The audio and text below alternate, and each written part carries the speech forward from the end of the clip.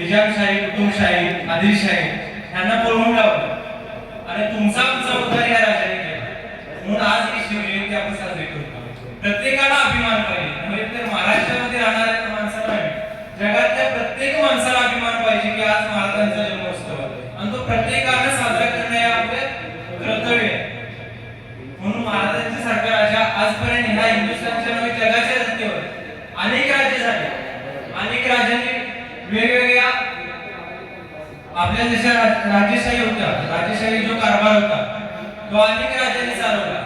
महाराजांचा जो राज्य कारभार होता तो अगदी सर्वसामान्यापासून, तळागाळापासून, शेतकऱ्यांपासून असेल, सर्वसामान्य असेल, गोरगरीब जनता असेल, दीनदुबळे असतील, सर्वांचा हर जातीचा, हर पंथाचा, हर संप्रदायाचा, हर धर्माचा कोणत्याही ठिकाणी महाराजांनी कधीही भेदाभेद केला नाही.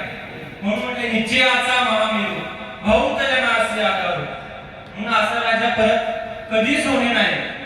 म्हणून प्रत्येकाने छत्रपती शिवाजी महाराजांचा आदर्श नुसता मोबाईलला स्टेटस लावून किंवा शिवजयंती साजरी करू नये, तर तो आचरणात आणला पाहिजे, त्याचा इतिहास जाणला पाहिजे, अभ्यास केला पाहिजे, तर आपला छत्रपती शिवाजी महाराज हे करतील. म्हणून सर्वांनी इतिहास आणा, इतिहास अभ्यासा, तसा आचरणात आणा, तसं आपण दैनंदिन जीवनामध्ये जसं राहतोय